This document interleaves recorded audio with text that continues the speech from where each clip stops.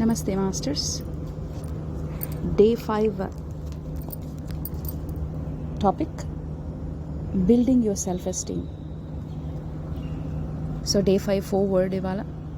ఇప్పుడు మిమ్మల్ని మీరు ప్రేమించుకోవడంలో ఎంత గౌరవంతో చేస్తారు, ఎంత గ్రాటిట్యూడ్తో చేస్తారు, రియలైజేషన్తో చేస్తారు.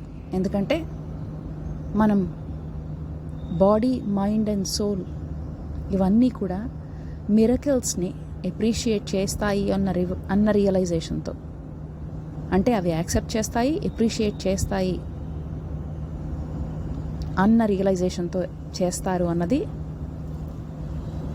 నేర్చుకుంటారు. ఈరోజు పొద్దున్న మీరు లేచినప్పుడు మీరు మిర్రర్లో చూసుకుని I love you darling, I really love you అన్నప్పుడు మీరు బిలీవ్ చేస్తున్నారా దాన్ని? ఆల్రెడీ మిర్రర్ వర్క్లో కొంత డిఫరెన్స్ మీరు నోటీస్ చేసి ఉంటారు. స్మైల్ కొంచెం ఎక్కువై ఉండుంటుంది డెఫినెట్గా. అలాగే మీరు చూస్తున్న పర్సన్ని లవ్ చేస్తూ అప్రూవ్ చేస్తున్నట్టు అనిపిస్తుంది. లవ్ అన్నది ఒక పెద్ద మిరకిల్ క్యూర్. లూయిస్ ఎల్హీ గారు ఏమంటారంటే, she has discovered that no matter what the problem is,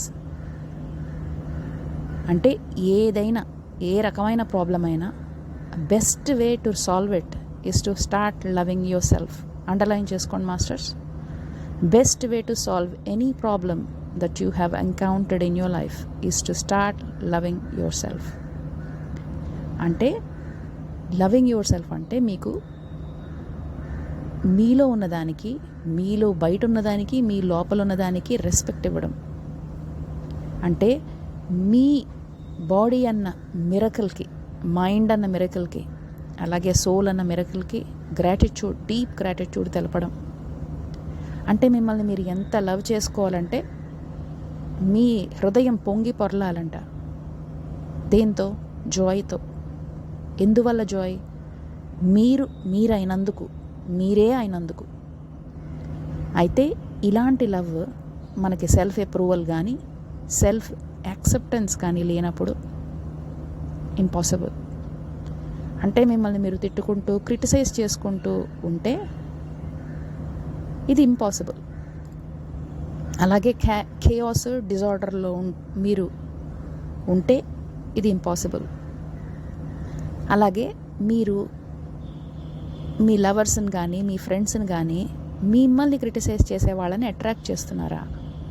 అలాగే మీ బాడీని అన్హెల్దీ ఫుడ్ చాయిసెస్తో, అనవసరంగా స్ట్రెస్ఫుల్ థాట్స్తో మిస్ట్రీట్ చేస్తున్నారా?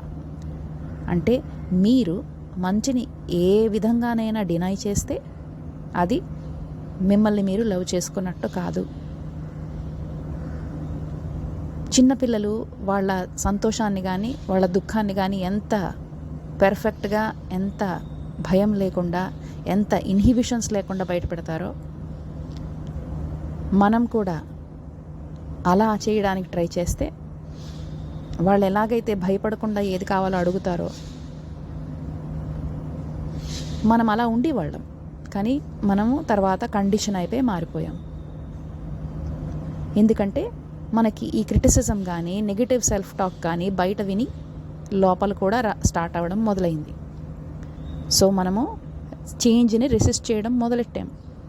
అలాగే అదర్ పీపుల్స్ ఒపీనియన్ని కన్సిడర్ చేయడం మొదలెట్టాం. ఇవన్నీ రిలీజ్ చేయండి. I am good enough, I am worth loving, I am good enough, I am worth loving. ఇది ఇవాళ అఫర్మేషన్ మాస్టర్స్. Thank you.